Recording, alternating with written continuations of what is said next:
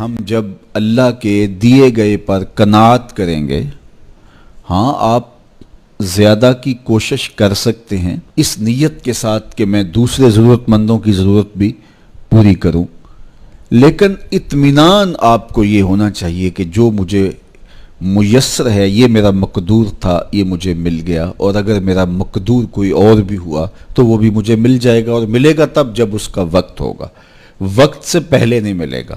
جب ہم اپنے مقدور کو وقت سے پہلے حاصل کرنے کی کوشش کرتے ہیں تو پھر زندگی میں تلخی بھر جاتی ہے، ہم بے چین ہو جاتے ہیں کہ وہ مل کیوں نہیں رہا، میاں وہ کیسے ملے، اس کے ملنے کا بھی وقت ہی نہیں آیا ہے، تو ہم ایک اضطراب میں مبتلا ہو جاتے ہیں، بے چین ہو جاتے ہیں۔ اور اگر ہم یہ یقین کر لیں کہ ہمارے مقدور کا ہمیں جب وقت ہوگا تو ضرور ملے گا، تو پھر زندگی کے اندر ایک طمانینت پیدا ہو جائے گی۔ تو جو تھوڑا میسر ہے، جو زیادہ میسر ہے، اس پر ہم مطمئن ہونے کی عادت پیدا کر لیں۔ سیدنا علی المرتضیٰ رضی اللہ تعالی عنہ سے ہی مروی حضور کا ایک فرمان ہے، جو اللہ کے دیے گئے تھوڑے رزق پہ راضی ہو گیا، اللہ اس کے تھوڑے عملوں پہ راضی ہو جائے گا۔ تو قناعت کا جوہر نصیب ہو جائے تو پھر زندگی سوکھی بھی ہو جاتی ہے اور تقوی کی دولت بھی نصیب ہو جاتی ہے۔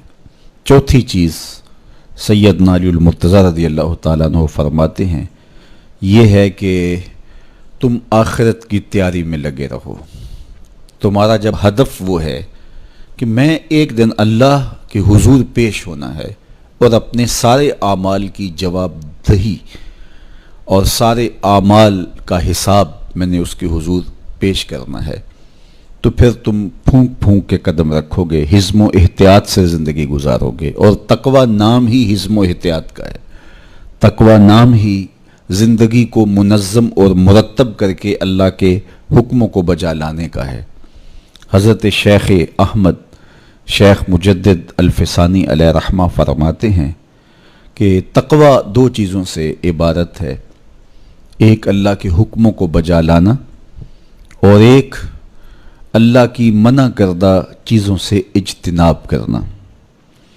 اور بڑی خوبصورت بات آپ نے کی، فرمایا اللہ کے حکموں کو بجا لانا، اس کی اطاعت اور فرما برداری کرنا، یہ تو فرشتے بھی کرتے ہیں اور انسان بھی کرتے ہیں، لیکن وہ چیزیں جو منع کی گئی ہیں ان سے رک جانا تو یہ کام صرف انسانوں کا ہے، چونکہ فرشتوں کے اندر تو یہ چیز ہی موجود نہیں ہے، ان کے اندر خواہشات رکھی ہی نہیں گئی جن سے وہ رک جائیں، آرزوئیں رکھی ہی نہیں گئیں جن سے وہ باز آ جائیں۔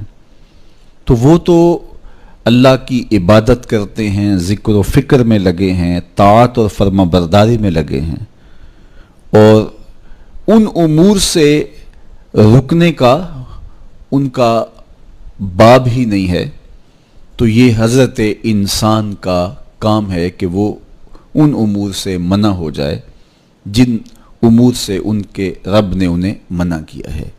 تو یہ شے حضرت انسان کو ممتاز کرتی ہے اور تقوی کے حصول کا ذریعہ اور ضامن بنتی ہے۔ اللہ جل شانہ کے منع کردہ کاموں سے رک جائے اور اس کے حکموں کو بجا لانے کی کوشش میں لگا رہے، یہ تقوی کہلاتا ہے۔ بعض نے یہ کہا کہ انسان کے جو ظاہری اعمال ہیں اور انسان کے جو باطنی اعمال ہیں، ان دو اعمال کو دو حصوں میں تقسیم کیا، تو کہا کہ جو باطن کے اعمال ہیں وہ تقوی کہلاتے ہیں۔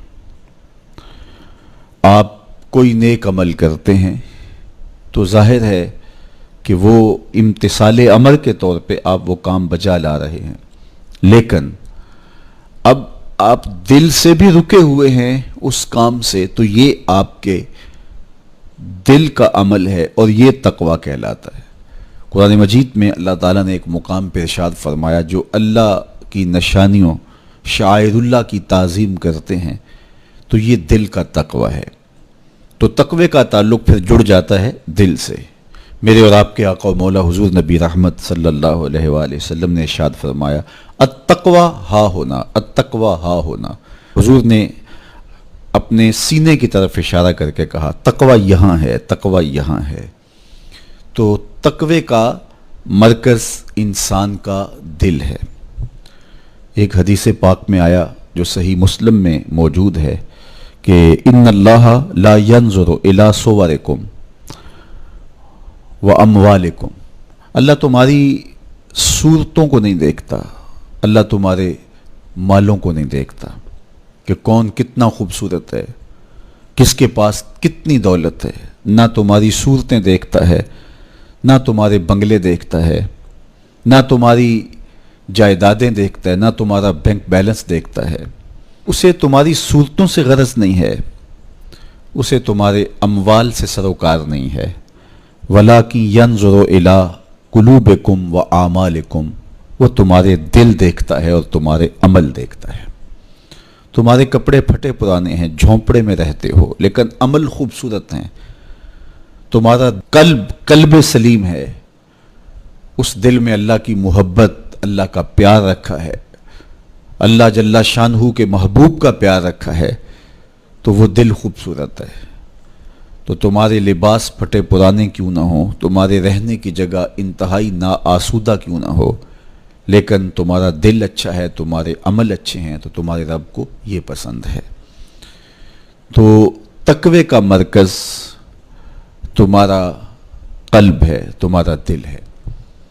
تو دل کی پاکیزگی، دل کی صفائی، دل کی ستھرائی، یہ اللہ جل شانہ کو محبوب ہے۔ ہم عمومی طور پہ اپنے ظاہر کو سنوارنے میں لگے رہتے ہیں اور باطن ہمارا میلا کچیلا ہی رہتا ہے۔ ہمارا رب ہم سے اس بات کا تقاضا کرتا ہے کہ تمہارا دل بھی ستھرا ہونا چاہیے، تمہارا دل بھی پاک ہونا چاہیے۔ باہو علیہ رحمہ فرماتے ہیں کہ دل کالے نالوں منہ کالا چنگا، جے کوئی یہ رمز پچھانے ہو۔ تو اصل تو پاکیزگی، طہارت، صفائی، عفت قلب کی ہے۔ تو اس لیے اللہ تعالیٰ جل شانہ نے مومنین کے قلوب کی پاکیزگی، طہارت اور صفائی اور عفت کا تقاضا اہل ایمان سے کیا ہے۔ اللہ جل شانہ نے بندوں کو جو عزت عطا کی ہے تو اس کا معیار تقوی کو قرار دیا۔ کون کتنا معزز ہے یہ اس کی دولت سے نہیں ناپا جا سکتا، اس کے قبیلے اور اس کے خاندان سے نہیں جانچا جا سکتا، اس کے لباس سے آپ یہ اندازہ نہیں کر سکتے کہ یہ معزز شخص ہے۔ کسی شخص کا کسی قوم سے تعلق ہے اور وہ گوری رنگت والی قوم ہے، یا وہ کسی اور رنگت سے متعلق ہے، تو وہ اس کی عزت کا ظرف نہیں ہے۔ ان اکرمکم عند اللہ اتقاکم، تم میں سے معزز وہ ہے جو متقی ہے، جو پرہیزگار ہے۔ دیکھیے ابو لہب قریشی النسب تھا، لیکن خوبصورت ہونے کے باوجود، عالی مرتبت نسب رکھنے کے باوجود آج بھی اس پر لعنتیں برس رہی ہیں۔ اور بلال حبشی رضی اللہ تعالیٰ عنہ رنگ کے کالے تھے اور نسباً غلام تھے، لیکن تقوی کی دولت نے، ایمان کی دولت نے ان کو اس مقام پہ کھڑا کر دیا کہ وہ ہاشمی النسب شخص تقوی اور ایمان کی عدمیت کی وجہ سے ان کے قدموں سے لگی ہوئی دھول تک بھی نہ پہنچ سکا، اور وہ عزتوں کے اس شرف کو حاصل کرتے ہیں جو انہی کا مقسوم ہے۔ تو اسلام نے شرف کا معیار، عزت کا معیار تقوی قرار دیا ہے۔ تو اس لیے ہمیں تقوی کو حاصل کرنے کے لیے کوشاں رہنا چاہیے اور ایسے اعمال بجا لانے چاہیے کہ جس سے ہمیں تقوی حاصل ہو۔ حضرت شیخ احمد مجدد الفسانی علیہ رحمہ فرماتے ہیں جو شخص اپنے اوپر 10 چیزوں کو لازم کر لیتا ہے تو لازمی نتیجہ یہ ہوتا ہے کہ وہ متقی بن جاتا ہے۔ وہ 10 چیزیں کون سی ہیں؟ ماہ صیام کے ان حسین لمحوں میں ہمیں وہ 10 اوصاف اپنے اندر پیدا کرنے چاہیے تاکہ ہم متقی بن جائیں، اور متقی اللہ کے محبوب بندے ہیں۔ تقوی اختیار کرنے والے اللہ جل شانہ کی رحمتوں کے خاص مستحق ہیں۔ جنہیں تقوی کا نور نصیب ہوتا ہے وہ اللہ کی رحمتوں کے سائے میں آ جاتے ہیں۔ اگر ان پر مصائب، آلام، مشکلیں آتی ہیں تو ان کے تقوی کی وجہ سے اللہ انہیں راستے عطا کر دیتا ہے۔ وَمَن يَتَّقِ اللَّهَ يَجْعَل لَّهُ مَخْرَجًا وَيَرْزُقْهُ مِنْ حَيْثُ لَا يَحْتَسِبُ۔ اللہ اکبر۔ ارشاد فرمایا کہ جو اللہ سے ڈرتا ہے، تقوی اختیار کرتا ہے، اس کے لیے ہم مصیبت سے نکلنے کے راستے پیدا کر دیتے ہیں، اور اللہ جل شانہ اس کے لیے وہاں سے رزق عطا کرتا ہے جہاں سے اسے گمان بھی نہیں ہوتا ہے۔ تو یہ تقوی کا نتیجہ ہے جو اہل تقوی کو نصیب ہوتا ہے۔ تو حضرت شیخ نے 10 وہ امور بتائے جو اپنے اوپر لازم کر لینے سے تقوی نصیب ہوتا ہے۔ سب سے پہلی بات آپ فرماتے ہیں زبان کو غیبت سے بچائے۔ اتقاء کے حصول کے لیے زبان کو پاک کرنا ضروری ہے۔ انسان کے زیادہ تر گناہ اس کی زبان کی وجہ سے ہیں، اور غیبت یہ بدترین عمل ہے، اور اس کو بدکاری سے بھی برا قرار دیا گیا ہے۔ الغیبت اشد من الزنا۔ تو اپنی زبان کو غیبت سے بچائے۔ دوسری بات ارشاد فرمائی کہ بدظنی سے بچے، کسی سے خواہ مخواہ بدگمان ہو جانا اور اپنے دل کو کسی کے لیے میلا کر لینا اور اس کی بدگمانی دل میں پالنا، تو یہ تقوی کے منافی ہے۔ تو کسی کی بدگمانی سے، بدظنی سے اپنے دل کو بچائے، زبان کو غیبت سے بچائے، دل کو بدگمانی سے بچائے، اور مسخرہ پن سے بچے، بات بات پہ ٹھٹھے مار کے ہنسنا اور اس طرح کی زندگی بسر کرنا۔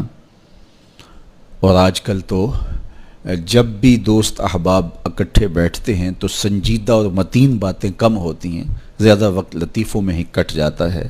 انسان کو خوش مزاج ہونا چاہیے، اس کی طبع میں شگفتگی ہونی چاہیے، لیکن شگفتگی، خوش مزاجی اور مسخرہ پن میں فرق ہے، اس کو سمجھنا چاہیے۔ سنجیدہ اور متین زندگی یہ مومن کی زینت ہے، انسانیت کا حسن ہے۔ اس لیے تقوی کے حصول میں مانع ہے مسخرہ پن۔ اگر کوئی شخص متقی بننا چاہتا ہے تو اس کو سنجیدہ اور متین بننا ہوگا۔ طبیعت کی خوش مزاجی یہ معنی نہیں ہے، لیکن مسخرہ پن اور چیز ہے، اس سے روک دیا گیا۔ چوتھی چیز حضرت شیخ احمد فرماتے ہیں کہ اپنی آنکھ کو حرام سے بچائے۔ اپنی آنکھ کی حفاظت کرنے سے تقوی حاصل ہوتا ہے۔ جب آنکھ خراب ہوتی ہے تو دل خراب ہوتا ہے، جب دل خراب ہوتا ہے تو پھر پورا بدن خراب ہو جاتا ہے۔ اس لیے وہ دروازہ جو کھلا ہے اور اس سے بدی شر اندر اتر رہی ہے، اور پھر اس سے آپ کا سارا نظم ہستی برباد ہو رہا ہے، تو اس دروازے کو بند کریں۔ تو اپنی آنکھ کو حرام سے بند کریں۔ پانچویں چیز ارشاد فرمائی ہمیشہ سچ بولے۔ جھوٹا شخص کبھی متقی نہیں ہو سکتا۔ اتقاء کے حصول کے لیے اپنے آپ کو سچ کا خوگر بنانا ہوگا۔ سچ کے بغیر کبھی نہ بولیں۔ جھوٹ بولنے والے کی زبان سے شر پھیلتا ہے، اور جب کوئی شخص جھوٹ بولتا ہے تو حدیث پاک میں آتا ہے اس سے بدبو نکلتی ہے، جس کو عام لوگ تو نہیں سونگھ پاتے، لیکن اللہ کے فرشتے 1 میل دور پیچھے ہٹ جاتے ہیں۔ تو مومن سچا ہوتا ہے، مومن جھوٹا نہیں ہوتا، اور تقوی کے حصول کے لیے سچ شرط ہے۔ چھٹی چیز ارشاد فرمائی ہر حال میں اللہ کا احسان مانے۔ جب کوئی بھی انسان پر بہتری آئے، تو اس وقت یہ کہے کہ یہ میرے رب کا احسان ہے کہ مجھے یہ حاصل ہوا ہے۔ بہت سارے لوگ اپنی محنت کا نتیجہ قرار دیتے ہیں کہ یہ میں نے کیا تو اس کے نتیجے میں یہ ملا۔ بسا اوقات آپ کتنا سیدھا کام کر رہے ہوتے ہیں، کتنی محنت کر رہے ہوتے ہیں، لیکن نتیجہ اس کے برعکس آ رہا ہوتا ہے۔ سیدنا علی المرتضی رضی اللہ تعالیٰ عنہ فرماتے ہیں میں نے اللہ کو اپنے ارادوں کی شکست سے پہچانا، تو یہ اس کی کرم نوازی ہے کہ اس نے ایسا کر دیا۔ صحت میرا کمال نہیں، یہ اللہ کی عطا ہے۔ علم میرا کمال نہیں، یہ اللہ کی عطا ہے۔ لہجوں کی خوبصورتی یہ اس کی عطا سے ممکن ہے۔ اس نے آنکھوں میں روشنائی رکھی، اس نے توفیق عمل نصیب فرما دی، اس نے اچھائی کی راہوں پہ گامزن کیا۔ ماہ صیام میں روزہ رکھنے کی توفیق ہوئی، صلاۃ التراویح میں حاضری کا موقع میسر آیا، دیگر صالح اعمال تلاوت کلام مجید نصیب ہوئے، تو مت سمجھے کہ یہ کوئی میرا کمال ہے۔ اللہ کا احسان مانے گا تو غرور پیدا نہیں ہوگا، تکبر پیدا نہیں ہوگا۔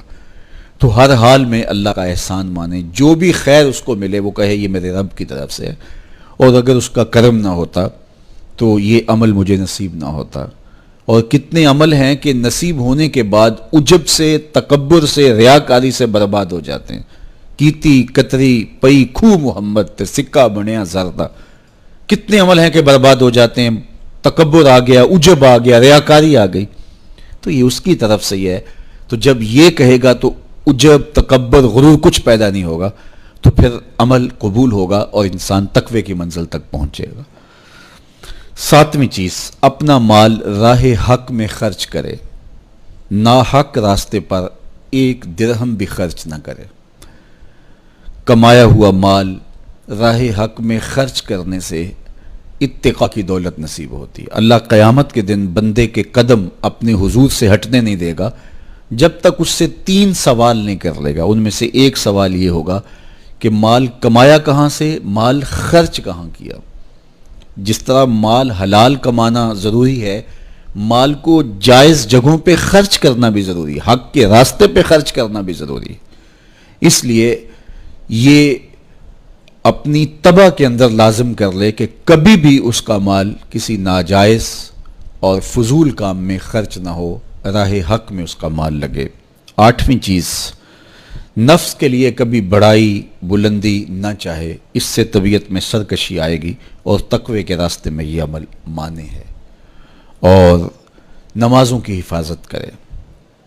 نمازوں کی اگر حفاظت نہیں کرتا تو باقی سارے عمل اس کے پاس ہیں، تو وہ متقی کیسے بن سکتا ہے؟ چونکہ یہ تو اسلام کا بنیادی فریضہ ہے جو اہل ایمان پر لازم کیا گیا ہے، جو کسی صورت کے اندر بھی، حتیٰ کہ حالت بیماری کے اندر بھی معافی جس کی نہیں ہے، سفر کے اندر بھی نماز کی معافی نہیں، مختصر کر دی گئی، قصر کر دی گئی، لیکن معافی نہیں دی گئی۔ حالت جنگ کے اندر بھی اس کی معافی نہیں ہے۔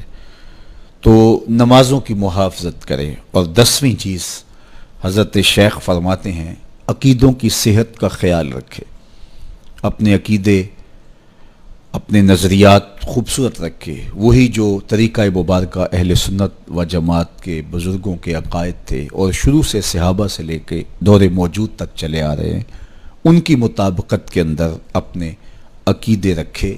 نظریات کا عکس اعمال پہ ہوتا ہے، اگر نظریات اچھے نہیں ہیں تو اعمال بھی اچھے نہیں ہیں۔ تو یہ 10 خوبیاں اور 10 چیزیں اگر کسی شخص نے اپنے اندر لازم کر لیں تو پھر لازمی نتیجہ یہ ہے کہ وہ متقی بن جائے گا، وہ پرہیزگار بن جائے گا۔ روزے کا مقصد بھی تقوی ہے، تو یہ بات ذہن میں رکھیے گا کہ صرف روزہ ہی نہیں، ہر عمل خیر کا مقصود تقوی ہے۔ تقوی کا حصول یہ اہل ایمان سے تقاضا ہے ہمارے رب کا کہ وہ متقی بن جائیں۔ متقی ایک صاف ستھرا انسان ہوتا ہے، پاکیزہ وجود ہوتا ہے۔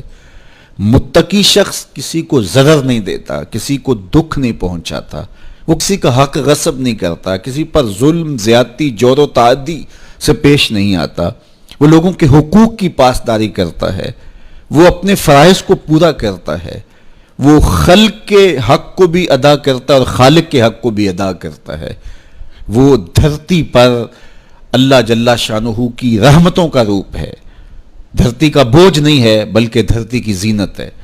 تو ایسے پاکیزہ وجود یہ مقصود ہیں شریعت کے، اس لیے ہمیں تقوی ہر صورت میں حاصل کرنا چاہیے۔ قرآن مجید میں تقریباً 258 مرتبہ تقوی کو اختیار کرنے کا مختلف صیغوں کے ساتھ حکم دیا گیا ہے۔ تو اب آپ اندازہ کیجئے یہ کتنی اہم شے ہے جس کا تقاضا اہل ایمان سے کیا گیا ہے۔ تو اللہ جل شانہ کی بارگاہ میں میری دعا ہے جملہ ناظرین کے لیے، ناظرات کے لیے، آپ سب لوگوں کے لیے، اپنے لیے، اپنے ساتھ جڑے ہوئے تمام لوگوں کے لیے کہ اللہ سب کو اتقاء کی دولت نصیب کر دے، یہ زندگی بے مقصد نہ گزر جائے۔ ہم جس مقصد کے لیے آئے ہیں ایسا نہ ہو کہ ساری زندگی گزار کے چلے جائیں اور خالی دامن لے کے اللہ کے حضور پیش ہوں۔ نہیں، اس دامن کو تقوی کے نور سے بھر کر اس کے حضور پیش ہوں، لیکن اس کے فضل پہ آس ہو، مغرور نہ ہونا، جو میسر آ جائے اس کو اللہ کا احسان سمجھنا، اور اس کے حضور کہا مالک مجھ سے تو یہی ہو سکا ہے، اور یہ بھی میری کوتاہیاں اور میری کمزوریوں کے ساتھ ہے سب کچھ، تو اپنے کرم سے میرے پہ رحم فرما۔ تو اللہ تعالیٰ کو ایسا بندہ بڑا پسند ہے جو اس کو راضی کرنے کی کوشش میں لگا رہتا ہے ساری زندگی۔ آپ کے پاس ایک ملازم ہے اور وہ کمزور ہے، لیکن سارا دن کوشش میں لگا رہتا ہے، کبھی وہ دیواریں صاف کر رہا ہے، کبھی وہ آپ کے دروازے پر کپڑا لگا کے اس کو صاف ستھرا کر رہا ہے، کبھی پانی آپ کو پیش کر رہا ہے، کبھی آپ کی گاڑی کو کپڑا لگا کے صاف کر رہا ہے، کبھی اور آپ کے کام میں لگا ہے، اور وہ کمزور ہے، کبھی بیچارہ تھک کے دھوپ میں بیٹھ بھی جاتا ہے، کبھی اس سے ہوتا ہے کبھی اس سے نہیں ہوتا، لیکن وہ نیت سے برا نہیں ہے، ہر وقت اس کی کوشش ہے کہ صاحب مجھ سے راضی ہو جائیں۔ تو آپ اس کی بہت ساری کوتاہیاں معاف کر دیتے ہیں، وہ کہتے ہیں یار کمزور ضرور ہے لیکن نیت کا ماڑا نہیں ہے۔ تو یار اگر ہم نیت کے ماڑے نہ ہوں، ساری زندگی اللہ کو راضی کرنے کے لیے گزار دیں، تو وہ بھی تو دیکھ رہا ہے یہ میرا بندہ ہے۔ میرے شیخ کامل کا ایک شعر مجھے ابھی یاد آیا کہ دلوں میں بری نہیں نہ نیتوں بری میں، دلوں میں بری نہیں نہ نیتوں بری میں، گناہ میں تو ہو جان دے لاچاریاں نو۔ اگر پھر بھی کوئی گناہ ہو جائے تو اللہ کریم ہے، رؤوف ہے، معاف کرنے والا ہے۔ تو تقوی کا یہ بھی نتیجہ ہے، اس کا ثمرہ ہے کہ آپ سے گناہ سرزد ہو جائے تو آپ کو فوراً توفیق توبہ مل جاتی ہے۔ اگر یہ صالح اعمال آپ بجا لاتے ہوں تو زندگی کے اندر گناہوں کا سرزد ہونا ممکن ہے، لیکن متقی شخص سے گناہ سرزد ہو جائے تو وہ فوراً رجوع اللہ کرتا ہے، فوراً اس کو توفیق توبہ نصیب ہو جاتی ہے، اس کو کھٹکنے لگتا ہے کہ مجھ سے کچھ ہو گیا ہے، تو وہ بے چین ہو جاتا ہے۔ تو آئیے میں اور آپ اپنی زندگیوں میں تقوی کے نور کو بھر لیں، جہاں نور ہوگا وہاں اندھیرا نہیں ہوگا، اور اگر یہ نور باطن میں نہیں اترے گا تو وہاں اندھیرے ہوں گے، ظلمتیں ہوں گی۔ تو اندھیروں سے اور ظلمتوں سے اٹا ہوا دل لے کے ہم اللہ کے حضور پیش نہ ہوں، بلکہ نور سے بھرا ہوا دل اس کی دہلیز پہ رکھیں اور اس کی رحمتوں کی خیرات مانگیں۔ ماہ صیام کی مبارک گھڑیوں کی برکت سے اللہ مجھے آپ کو تقوی کی دولت نصیب فرمائے، جو کہا گیا اس کو روحوں میں اتار دے، باطن کی پاکیزگی ستھرائی نصیب کرے۔